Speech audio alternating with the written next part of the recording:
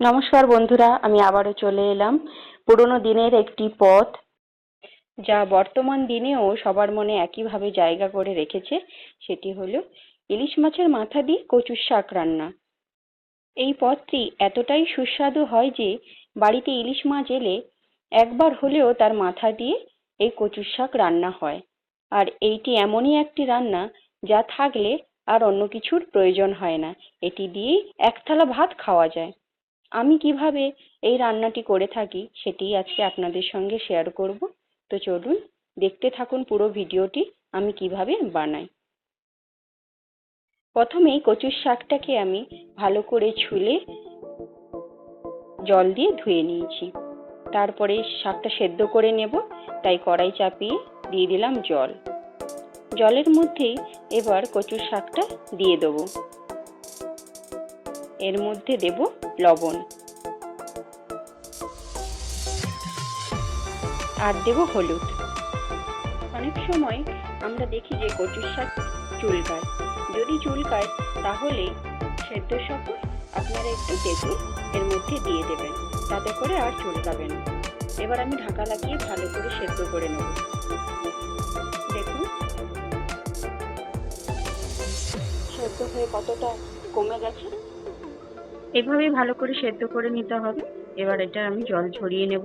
জল ঝরানো আমার হয়ে গেছে। এবার মাছের মাথাটা আমি ভেজে নেব। তার জন্য কড়াইতে নিয়ে নেব সর্ষের তেল। আমি বেশ অনেকটা পরিমাণে সর্ষের তেল নিলাম, যাতে করে মাথাটাও ভাজা হয়ে যায় এবং ওই তেলেই আমার পুরো রান্নাটা হয়। তাতে করে তেলের মধ্যে মাথার একটা সুন্দর গন্ধ মিশে যায়। এবার কয়েকটা আমি মশলা নিয়ে নিয়েছি বেটে।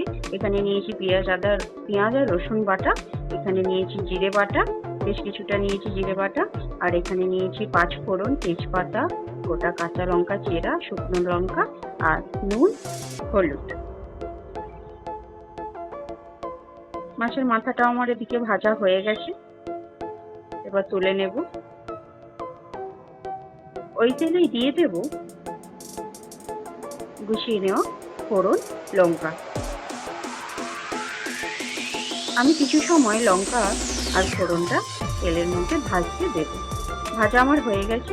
এবার দিয়ে দেব পেঁয়াজ ও রসুনের পেস্টটা। পেঁয়াজ ও রসুন বাটাটা আমি ভালো করে কষিয়ে নেব, যাতে করে কোনোভাবেই মশলার মধ্যে কাঁচা গন্ধটা না থাকে, তাহলে রান্নাটা খেতে ভালো হবে না। মশলাটা ভালো করে কষিয়ে নেব।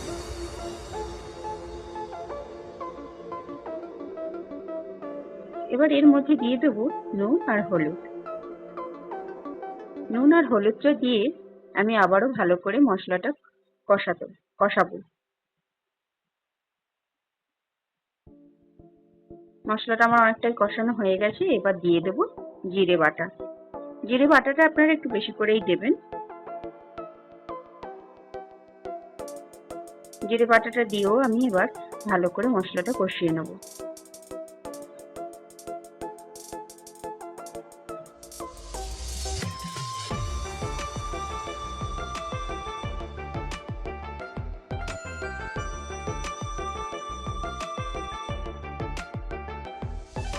এইভাবে ভালো করে কষিয়ে নিতে হবে শাকটা দেওয়ার আগে, কারণ শাক থেকে জল বেরোবে, তো তারপরে আর কষানো যাবে না। শাক দেওয়ার আগে তাই মশলাটা ভালো করে কষিয়ে নিতে হবে।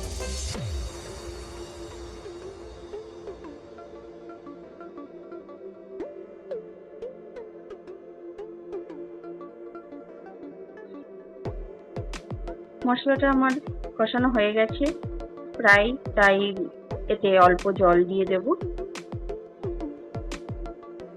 জল দিয়ে জলের সঙ্গে মশলাটা আমি নাড়াচাড়া করে নেব সামান্য সময়।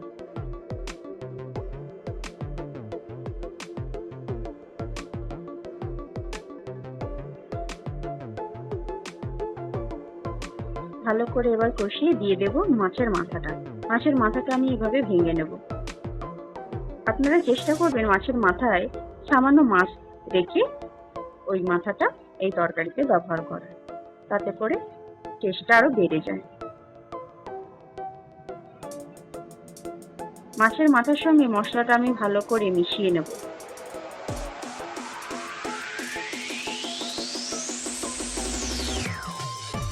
দেখুন ভালো করে আমার মেশানো হয়ে গেছে। এবার এর মধ্যে দিয়ে দেবো সেদ্ধ করে রাখা কচুর শাক। কচু শাকটা দিয়েও আমি এভাবে ভালো করে মশলা এবং শাকটার মধ্যে মিশিয়ে নেব, নাড়িয়ে চাড়িয়ে নেব ভালো করে।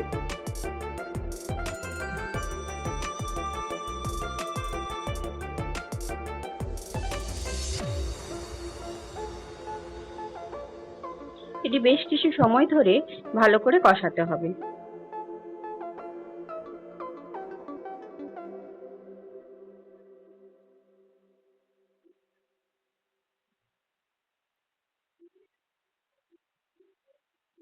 এবার এতে দিয়ে দেব 3টে চেরা কাঁচা লঙ্কা।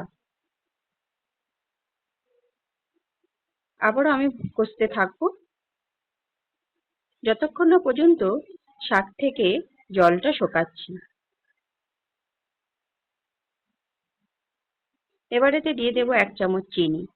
এই রান্নাটিতে চিনি দিলে হালকা মিষ্টি মিষ্টি লাগে, খেতে ভালো লাগে।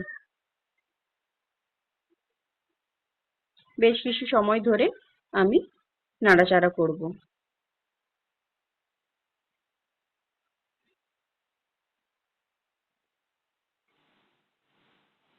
দেখুন আমি ভালো করে রান্না করে নিয়েছি এবং শাক থেকে জলটা শুকিয়ে নিয়েছি। রান্নাটা আমার হয়ে গেছে।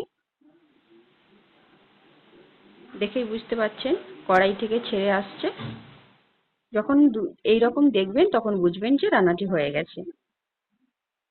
তৈরি হয়ে গেল ইলিশ মাছের মাথা দিয়ে কচুর শাক। দেখেই বুঝতে পারছেন কতটা টেস্টি হয়েছে। আমার রান্না যদি আপনাদের ভালো লাগে তাহলে আমার চ্যানেলটিকে সাবস্ক্রাইব করে আমার পাশে থাকবেন। দেখা হচ্ছে পরবর্তী কোনো ভিডিওতে। ততক্ষণ সবাই সুস্থ থাকবেন, ভালো থাকবেন।